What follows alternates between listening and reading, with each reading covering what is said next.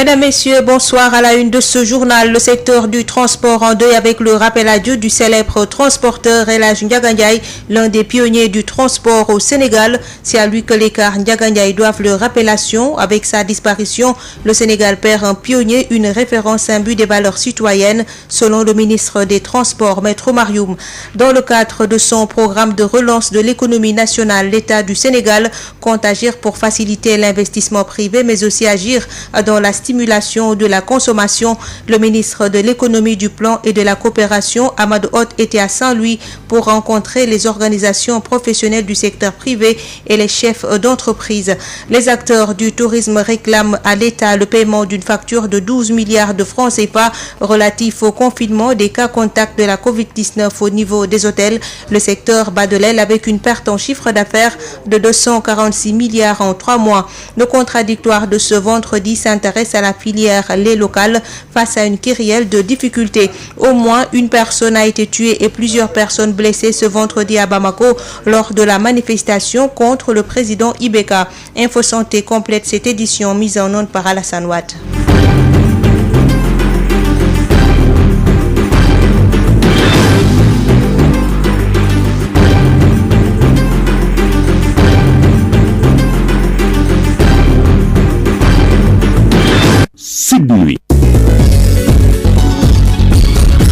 Marie-Rosalie Ndiaye.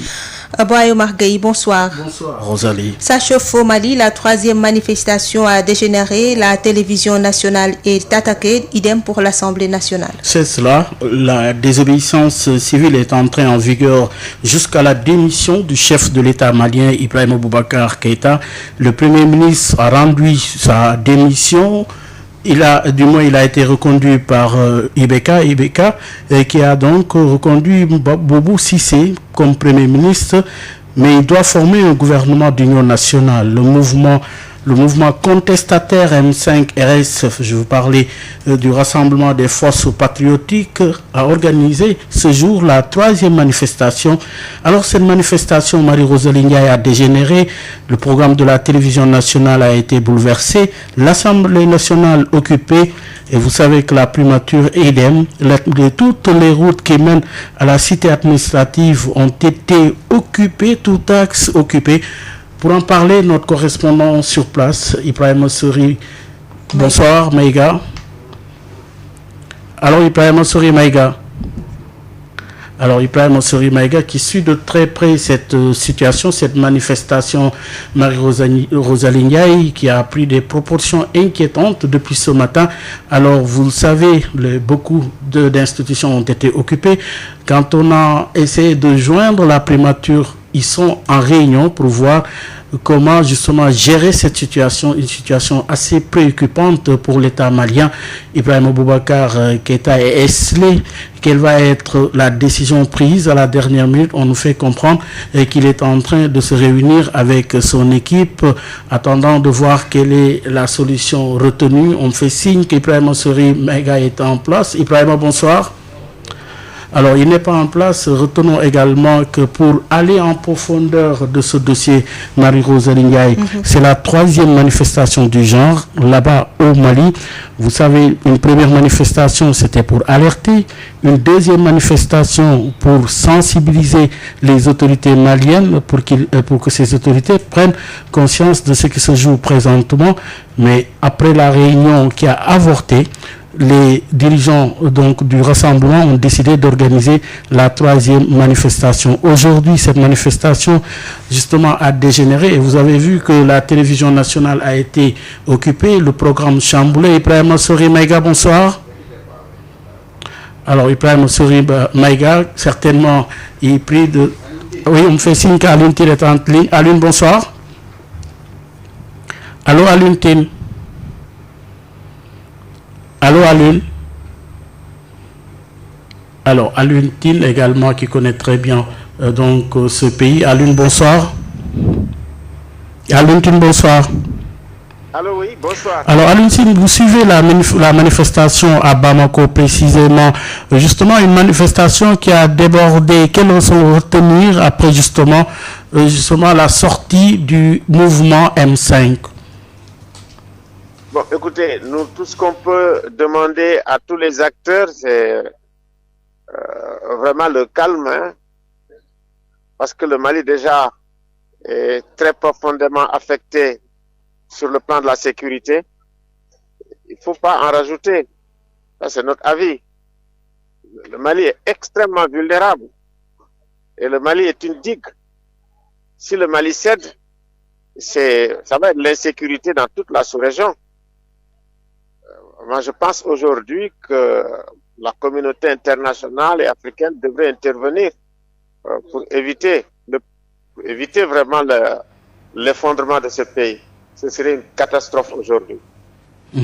Alors, vous dites que si justement le Mali s'effondre, ça va être toute la zone. Pourquoi? Qu'est-ce qui est en jeu? Vous dites que si le Mali s'effondre, ça va être toute la région. Pourquoi vous le dites? Mais je le dis parce que déjà, les régions côtières, les pays côtiers sont menacés. Les gens, ils sont en Côte d'Ivoire récemment, ils sont au Ghana, ils sont au Togo, pas loin du Sénégal. Donc c'est très dangereux. Et puis avec les manifestations d'aujourd'hui, dès qu'il y a des troubles, ça facilite les choses aux djihadistes. Hein.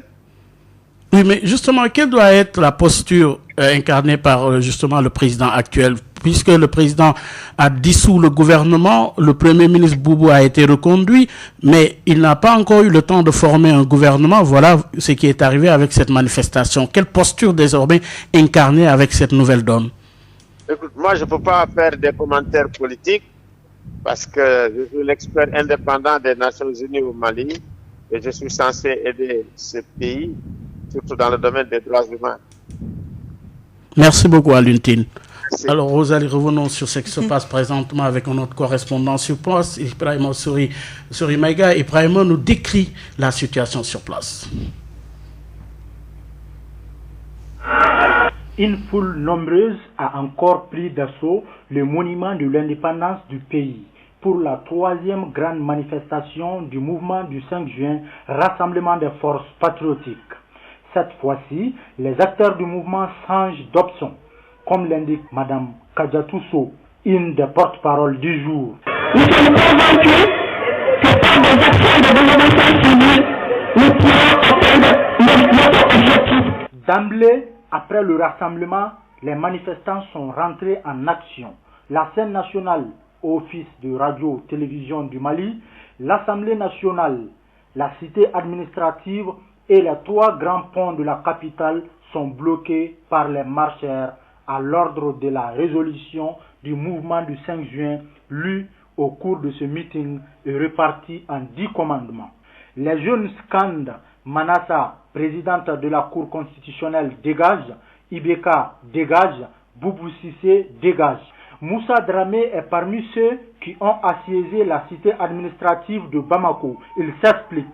C'est notre troisième sortie. On est rentré dans les désobéissances civiles. Le peuple est divisé. Il y en a qui sont partis à l'URSM. Il y en a qui sont partis à l'aéroport. Il y en a qui sont venus à la primature ici. Donc, il y en a qui vont partir à l'Assemblée. Il faut que Ibeka et son régime partent. Quant à ce monsieur pro-gouvernement qui a reculé l'anonymat, les leaders du mouvement doivent accepter le dialogue avec le pouvoir. Il y a eu 3 marches, le 5, le 19 et aujourd'hui le 10. Donc en ce qui concerne ce marche-là, donc moi je pense que ça c'est pas une solution. Donc il va falloir que les marcheurs discutent avec la majorité présidentielle. Pour la première fois depuis le début des manifestations, l'imam Mahmoud Diko n'est pas présent. À la fin du rassemblement, plusieurs accès de Bamako sont paralysés, notamment les ronds-points, les 2 extrémités des 3 grands ponts, les autoroutes et même des pneus brûlés et des jets de pierre à l'endroit des forces de l'ordre. Une affaire encore à suivre.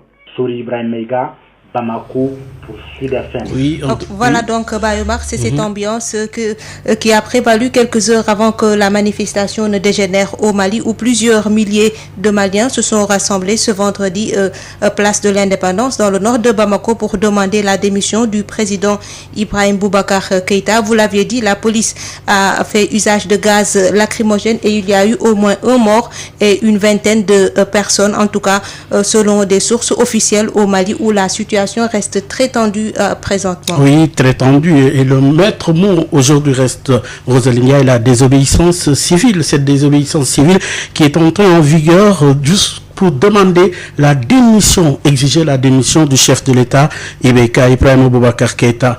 Le Premier ministre, vous le savez, qui a rendu sa démission, a été reconduit. Ils sont en réunion, une réunion assez tendue, nous dit-on, du côté de la primature, et que nous sommes en train de suivre de très près, certainement dans les prochaines heures, dans les toutes prochaines heures, nous serons édifiés sur la tournure et la décision prise par l'État malien par rapport à cette exigence du rassemblement des forces patriotiques. Je veux parler de ce mouvement M5. Merci beaucoup Bayou Marguerite pour cette information que nous allons suivre avec notre correspondant à Bamako. Lorsque les autres visent Dakar, nous allons plus loin. Sud FM vous installe au cœur du Sénégal. Toute la différence est là, sur Sud FM. Je vous l'annonçais dans les titres, le célèbre transporteur El Hadj Ndiaga Ndiaye a tiré sa révérence ce vendredi à l'hôpital Aristide Le Dantec des suites d'une longue maladie. Il était âgé de 89 ans. La levée du corps est prévue demain 10h à Pikine Talibou Bès et l'enterrement le même jour à Darou Mousti. Écoutons les témoignages de Pape Sarr. Il est le président du regroupement des chauffeurs et transports de la gare routière de Petersen avec Birama Ndiaye.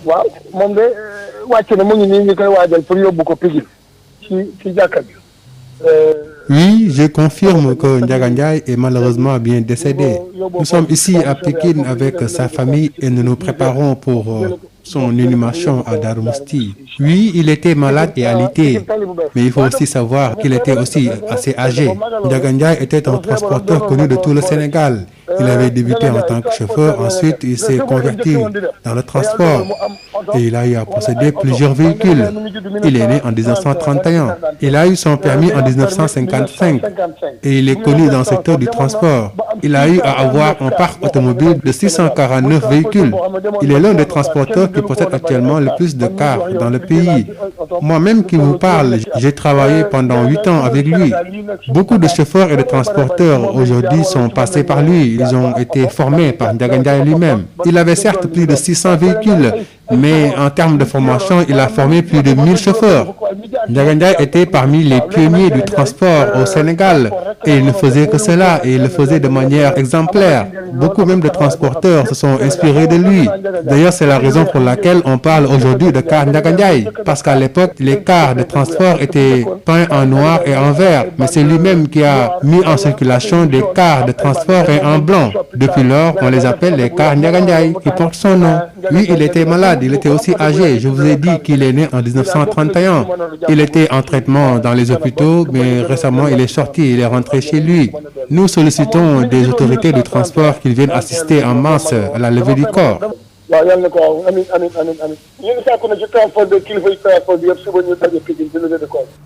C'est avec une grande tristesse que nous avons appris le rappel à Dieu de M. Ndiaga Ndiaye, figure emblématique du secteur des transports routiers, dixit le ministre des Transports, Maître Marium. Avec sa disparition, le Sénégal perd un pionnier et une référence imbue des valeurs de citoyenneté, selon toujours le ministre qui a œuvré toute sa vie durant au développement d'un transport responsable au service des populations. En cette douloureuse circonstance, je voudrais m'incliner avec respect devant sa mémoire et adresser au nom du président de la République, à ses enfants, à sa famille et à l'ensemble des acteurs des transports routiers, mes condoléances émues. Voilà donc le message du ministre des Transports, Maître Marium, un message publié sur sa page Facebook. À Saint-Louis, le ministre de l'économie, du plan et de la coopération, Amadou Hott, a clôturé ce vendredi sa tournée par une rencontre avec les organisations professionnelles et du secteur privé local et les chefs d'entreprise. Il a échangé avec les acteurs sur les programmes de résilience économique économique et social sur le programme de relance de l'économie nationale. Le ministre leur a fait part de la volonté de l'État d'agir pour faciliter l'investissement privé et d'agir dans les réformes. Amadou Hott au micro de Yves Tendeng. Ce matin, nous avons rencontré MEC Trepodes, donc qui est une mutuelle qui sert essentiellement les femmes, avec plus de 24 000 membres, donc qui est donc dans la région de Saint-Louis, qui a également bénéficié d'un financement de 200 millions de francs CFA avec une garantie du FONGIP. Et je voudrais dire aussi qu'on vient de terminer une rencontre avec des acteurs économiques de la région, avec la Chambre de commerce des organisations patronales, pour partager avec eux, encore une fois, le programme de résilience économique et sociale, surtout la partie qui concerne l'appui aux entreprises, les entreprises du secteur privé formel et également du secteur privé informel. C'était l'occasion d'expliquer un peu ces dispositifs pour que les entreprises puissent en bénéficier. Nous avons aussi parlé un tout petit peu de la relance de l'économie nationale, le programme de relance sur lequel nous sommes en train de travailler sur instruction de son Excellence le Président Macky Sall. D'ici la fin du mois, nous allons devoir donc finaliser ce programme de relance qui sera approuvé lors d'un conseil présidentiel. Nous avons écouté vraiment les acteurs économiques, nous avons apporté des clarifications et nous avons expliqué que le dispositif de résilience, il est toujours fonctionnel. Nous avons aussi expliqué que l'État compte, dans le cadre de la relance, agir dans l'investissement public, agir pour faciliter l'investissement privé, agir également dans la stimulation de la consommation, mais surtout agir dans les réformes. Et donc je suis venu avec une importante délégation avec les DG de FONGIP, DG de la BNDE, d'autres structures telles que l'APIX également sont représentées, et c'est montrer également que l'État a des instruments qui travaillent main dans la main pour donc réussir cette mission d'appui, pour que les acteurs économiques créent des emplois pour les populations. Impact de la Covid-19 dans le secteur du tourisme, 246 milliards de pertes en chiffre d'affaires en 3 mois. Les acteurs prédisent un avenir sombre pour le tourisme et craignent des faillites. Si la situation persiste, ils ne peuvent plus continuer à payer les salaires, les dettes s'accumulent. L'État est interpellé pour des mesures d'accompagnement supplémentaires. La Fédération des organisations patronales des industries touristiques du Sénégal a fait face à la presse radicale. Rien ne va dans le secteur du tourisme. On ne fait plus de chiffre d'affaires du tout. Nous, on a réouvert il y a une quinzaine de jours, on ne fait même pas 2% de ce qu'on devrait faire. La situation est plus qu'alarmante. Au niveau de nos 2 restaurants, nous avons ouvert. Là où on faisait un chiffre d'affaires de 3 millions par jour, on ne fait même pas 180 000 francs. Ça fait près de 2 semaines qu'on a ouvert le restaurant. On a ouvert, mais nous n'avons pas de quoi payer. Des témoignages de patrons d'hôtels. 4 mois après la Covid, la situation n'a pas évolué. Au contraire, ça empire avec une perte en chiffre d'affaires estimée à 246 milliards de francs CFA en 3 mois. Mamadou Sow, vice-président du FOPIT. Pour l'instant, au niveau du chiffre d'affaires, c'est zéro. Que ça soit au niveau des hôtels, que ça soit au niveau des agences de voyage, que ça soit au niveau des compagnies aériennes, c'est quand même difficile. C'est une étude qui a été faite conjointement entre le secteur privé et le ministère du Tourisme. Et nous avons donc trouvé à peu près une perte de chiffre d'affaires de 246 milliards sur les 3 mois. Conséquence, les emplois sont aujourd'hui menacés. Boubacar Sabali. Notre rôle, nous allons le jouer, c'est-à-dire tenter autant que possible de préserver l'entreprise et de préserver les emplois. Et nous demandons par conséquent à nos employés d'être à nos côtés. Nous prendrons en compte leurs préoccupations autant que possible, mais dans la limite des possibilités de l'entreprise, on ne peut pas mettre en péril nos entreprises. En plus de cela, l'État leur doit 12 milliards de francs CFA dans le cadre de l'hébergement des cas contacts du Covid-19 au niveau des hôtels. En tant que patriote responsable, accepter de mettre nos hôtels à la disposition de l'État du Sénégal. Un budget a été mis en place de presque 12 milliards, mais à la date d'aujourd'hui, nos factures sont restées impayées. Un avenir incertain pour le secteur. Les acteurs demandent à l'État des mesures d'accompagnement supplémentaires. Mamadou Sow. C'est pour l'instant d'essayer de financer nos besoins sous forme d'avance de trésorerie et nous attendons la réponse du ministre. Je pense que le ministre va accéder à notre demande. L'espace Schengen fermé au Sénégal pour le moment. Les acteurs misent sur le tourisme local et le soutien de l'État pour sortir de cette situation. Une marche est prévue le 14 juillet 2020 par le collectif des ex-travailleurs contractuels de la Sénélec avec le soutien du FRAPP. Ces 189 agents dénoncent le népotisme dans le recrutement des contractuels lors du concours organisé le 4 mars 2017. Ils ont fait face à la presse ce matin, compte rendu de Aïssatou Gueiba. Un concours qui a été organisé le 4 mars 2017 pour tous les contractuels dans les 14 régions du pays qui est à l'origine de ce remue-ménage entre la Sénélec et les ex-travailleurs contractuels sous la direction de Matar Cissé à cette époque. 188 contractuels parlent de népotisme dans la publication de ces résultats. Mieux, ils veulent être régularisés après 39 mois sans salaire. Michel Sarr, secrétaire général du collectif des ex-travailleurs contractuels de la Sénélec. Après la publication des résultats, nous avons constaté que c'était une mascarade de concours. Des gens en note honorable pour la même matière ont été recalés, et alors que des gens en note faible, dérisoire, ont été déclarés admis. Donc c'est le reliquat qui reste. C'est ça qu'on demande, à ce qu'on régularise les 189 qui restent. C'était du mardi 14 juillet 2020, exigeait que notre dossier de réintégration, qui a été résolu à moitié par la précédente direction, connaisse une conclusion juste et équitable. Plus de 5 ans au service de la Sénélec, ces ex-travailleurs contractuels en collaboration avec le FRAPP interpellent les autorités à réagir. Guy-Marie Sagna. Nous invitons le directeur général Makhtar Biteye, le ministre Makhtar Cissé et également son Excellence Monsieur le Président de la République à régler ce problème-là dans les meilleurs délais. Nous ne souhaitons pas manifester le mardi 14 juillet. Nous avons mieux à faire. Nous préférerions ne pas manifester. Mais à une condition, c'est que le problème de ces 189 pères et mères de famille soit réglé dans les meilleurs délais, et c'est possible. Des négociations avaient pourtant été entamées le 26 juin dernier entre la direction générale de la Sénélec et les restants du concours sous la supervision du Haut Conseil du dialogue social, mais véritablement sans succès. Le contradictoire. Le contradictoire, les lundis et vendredis, tous les sujets à controverse seront débattus dans le contradictoire. Un sujet, 2 invités pour un regard croisé. Le contradictoire, c'est tous les lundis et vendredis sur Sud FM Sen Radio. Le contradictoire, le lait local face à une kyrielle de difficultés. La filière lait local est aux prises à de nombreuses difficultés internes qui limitent fortement son essor. Absence de moyens, manque d'unités de production, des taxes appliquées qui sont élevées. Le président de l'Association nationale pour l'intensification de la production laitière liste les freins à la production.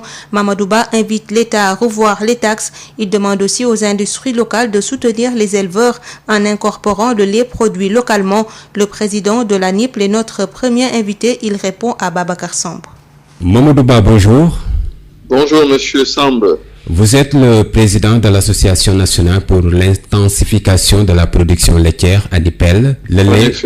Le lait, justement, est une des denrées les plus consommées ici au Sénégal. Malgré la demande, le secteur laitier sénégalais souffre de son incapacité à s'imposer sur le marché local. Où se situe réellement le problème? Le problème est tout à fait simple. Ce qui est importé, ce qui est consommé ici au Sénégal est produit par certaines industries de la place, mais c'est du lait transformé, du lait en poudre transformé qui est pour la plupart d'origine végétale, parce que quand on parle de lait de vache, je serais très étonné de vous dire ici que le lait qui est transformé est du lait qui vient d'une origine animale. Alors, nous sommes d'ailleurs en train de préparer pour la fin de l'année une troisième importation de vaches laitières. Et aujourd'hui, nous avons dans nos cahiers de commandes enregistré plus de 1200 têtes. Aussi bien d'ailleurs pour les chèvres laitières, je vous signale. Alors, le travail que nous sommes en train de faire est un travail très complexe, très difficile. Mais heureusement que nous avons également l'écoute du ministère de l'Élevage. Vous avez tantôt parlé de transformation. Qu'en est-il des unités de transformation? Bon, mais moi, je ne veux pas aller citer les industries qui sont en train de faire la transformation, mais là, ce que je peux dire et ce que nous demandons aujourd'hui pour pouvoir booster la production nationale, c'est que les industries locales puissent faire de l'incorporation du lait produit localement. Et ça va aider beaucoup les éleveurs qui sont dans l'extensif comme dans l'intensif à pouvoir continuer et améliorer, si vous voulez, ce que nous sommes en train de faire présentement. Voilà ce qui se passe. Bon, au niveau transformation, je pense qu'une enquête devrait être faite également à votre niveau pour voir certaines industries qui sont aujourd'hui dans la transformation. Est-ce que elles participent, si vous voulez, à l'incorporation réelle du lait dans leur production? Ce qui n'est pas évident pour certains, ça je dois le dire. Maintenant, il y a aussi une autre chose qui est extrêmement importante, c'est au niveau de la fiscalité sur les produits laitiers qui sont produits ici au Sénégal. Mais on devrait aider les industries qui font de l'incorporation, mais à défiscaliser certaines taxes pour les aider à ce qu'ils puissent travailler avec l'industrie locale. Mais vous savez que le lait en poudre rentre en grande quantité dans ce pays-là. Et l'État devrait également asseoir une taxe qu'on pourrait appeler même une valeur mercuriale ou une taxe qui pourrait aider à booster les fermes locales et les industries qui sont là, qui travaillent avec nous. Parlons justement des taxes. Il paraît que les droits appliqués sur le lait local sont énormes par rapport aux droits appliqués sur le lait importé. Oui, mais c'est évident, c'est vous-même qui le dites. Voilà, et c'est notre bataille au quotidien. Mais nous allons avoir d'ailleurs une vidéoconférence tout à l'heure avec le boss PSE, le Bureau des opérations de suivi du plan Sénégal émergent, pour parler essentiellement de l'avancée de la production laitière au Sénégal. Bon, nous nous battons pour que ceci soit revu. Et vous savez très bien que le lait en poudre importé, comme vous le dites, paye des taxes très très faibles. Bon, nous avons insisté pour que ces taxes-là soient augmentées, ou, comme je vous l'avais dit tantôt, qu'il y ait une valeur mercuriale, c'est-à-dire une base de tarification que le lait, quelle que soit son origine et quelle que soit la valeur déclarée au cordon douanier, mais qu'il y ait une valeur mercuriale qui sera appliquée. Mamadou Ba, je vous remercie. Merci beaucoup, Guéry. Je rappelle que vous êtes le président de l'Association nationale pour l'intensification de la production laitière, ANIPEL. Le contradictoire. L'État travaille à améliorer les conditions de production et va vers la mise en place de petites industries dans les zones de forte production laitière. Un comité travaille aussi sur la suppression des taxes appliquées sur le lait local, précise Famara Sarr, le chef de la division laitière apicole et avicole. Il est interrogé par Babacar Samb.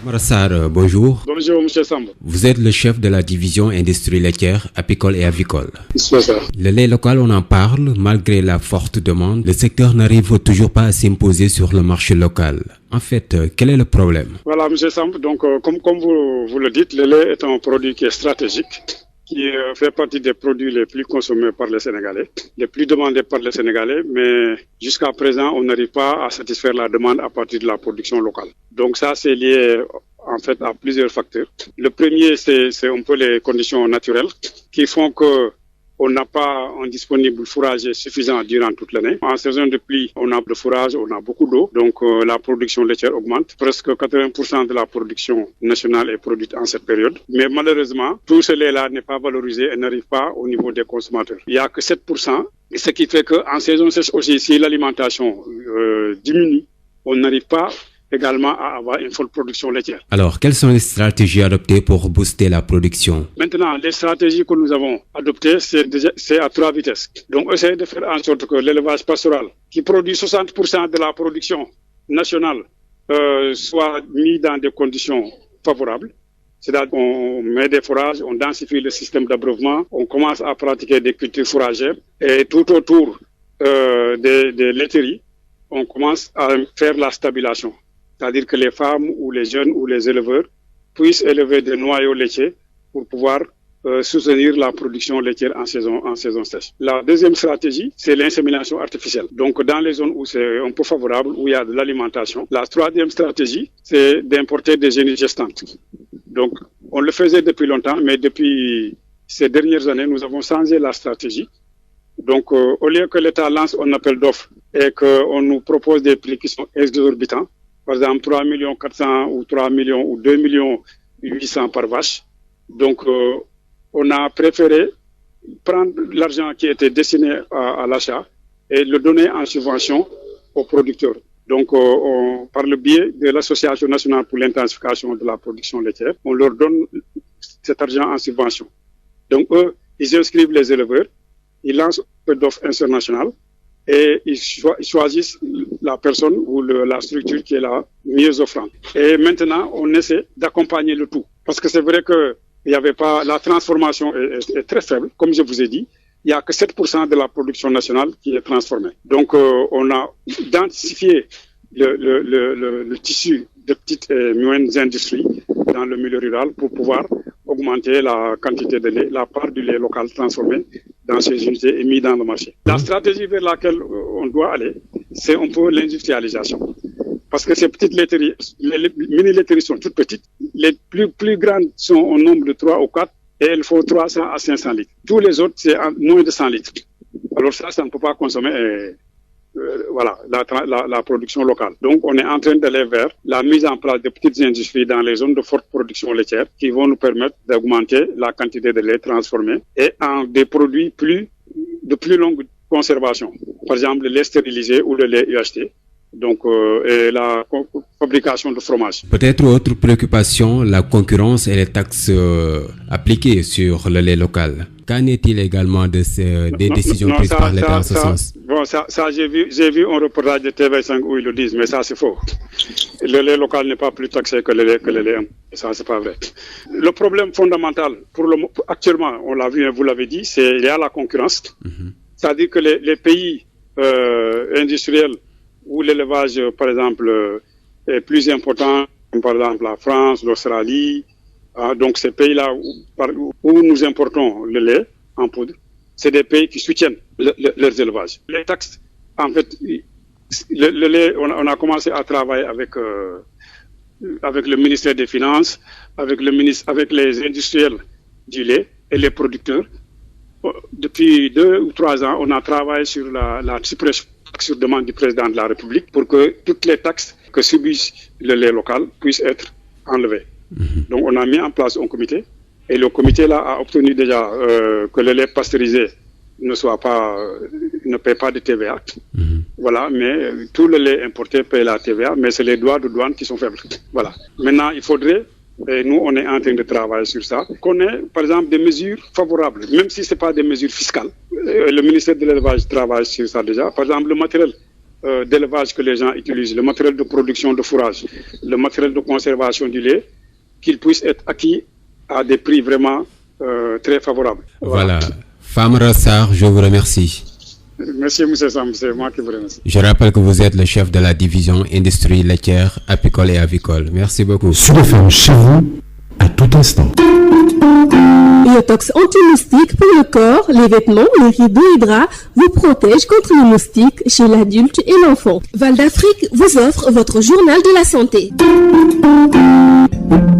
Bonjour à tous et bienvenue. La sous-brigade d'hygiène de Rufisque a procédé mercredi à la présentation de son bilan annuel. La sous-brigade a fait une saisie de 57 tonnes de produits impropres à la consommation. Il s'agit de denrées alimentaires, mais aussi de produits pharmaceutiques. Un bilan possible grâce aux moyens renforcés de Nizia Sambo. 31 millions de francs CFA, la valeur de cette importante saisie record. Major Mamadou Thiam Faye, chef de la sous-brigade d'hygiène de Rufisque. C'est de la boisson, de la moutarde, du café. Il y a aussi d'autres produits, de la mayonnaise. Il y a beaucoup de produits. Il y a aussi des produits pharmaceutiques qu'on a saisis. Prétexte de sensibiliser les populations sur la vente et la consommation de ces denrées à l'approche des fêtes de Tabaski. Et généralement, les gens attendent ce moment pour faire sortir ces produits et les vendre sur le marché. 57 tonnes de produits impropres à la consommation, le double de la quantité de produits saisis en 2019, qui était de 28 tonnes. Des résultats qui s'expliquent par le renforcement de moyens en logistique. Les moyens commencent à venir, surtout les moyens logistiques. Nous avons cette année un véhicule tout neuf qui est là. C'est un 1er juillet,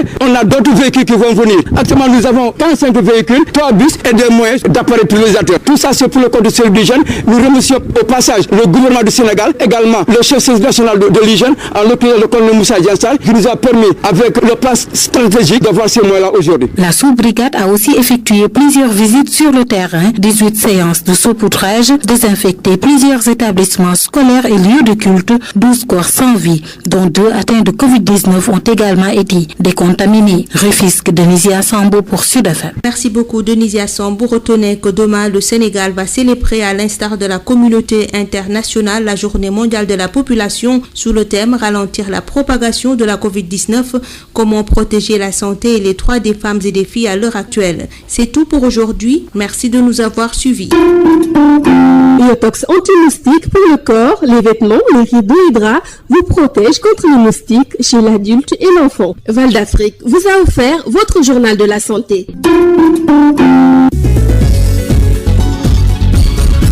Marie-Rosalie Ndiaye.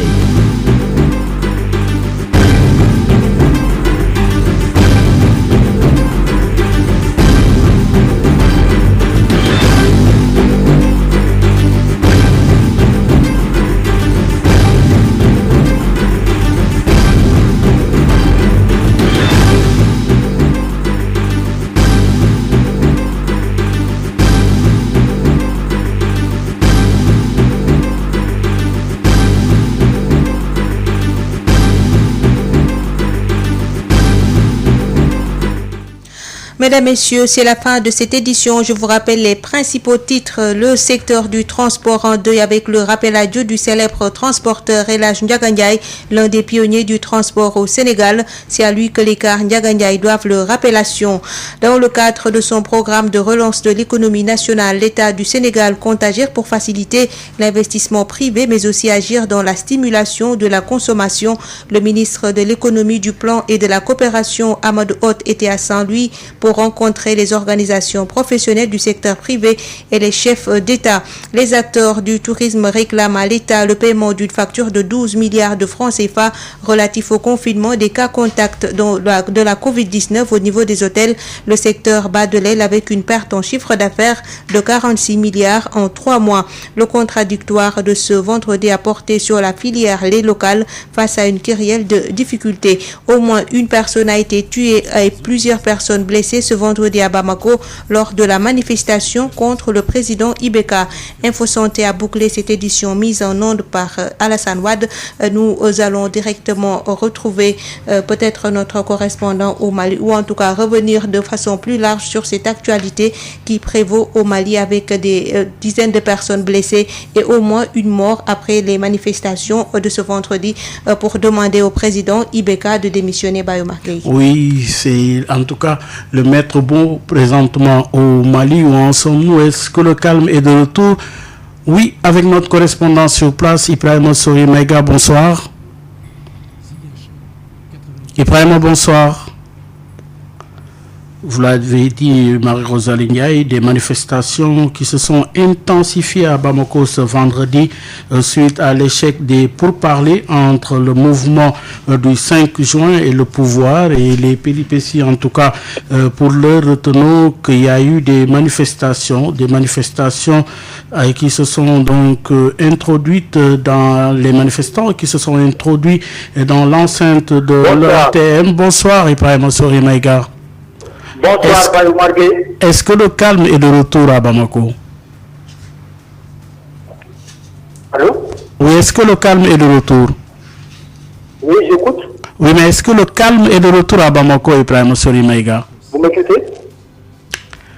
Alors, de petits problèmes techniques pour joindre notre correspondant sur place, Ibrahima Sori Maïga, qui suit la manifestation, une manifestation donc qui a démarré depuis cet après-midi. Il faut retenir qu'à 15h, l'Assemblée nationale était déjà encerclée par les manifestants. À 17h, les manifestants se sont introduits dans l'enceinte de l'ERTM qui interrompt la diffusion de ces programmes. Une colonne des manifestants qui s'est dirigée vers l'aéroport. Oui, nous vous écoutons. Allez-y, Ibrahima Sori Maïga. Quelle est la situation sur place?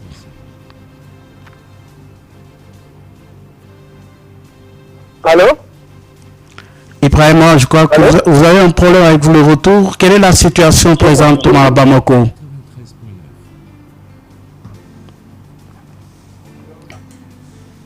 Allô, j'écoute. Oui, Ibrahima Sori Maïga, est-ce que vous m'entendez bien maintenant? Oui, je vous entends, Bayo Margué. Oui, mais quelle est la situation sur place? Est-ce que le calme est de retour? Bon, pour le moment, la situation n'est pas du tout calme parce que la CEMAC, la coordination des mouvements de l'association sympathisante de l'imam Mahmoud Diko, vient de publier une information selon laquelle 3 de leurs membres ont été arrêtés. Il s'agit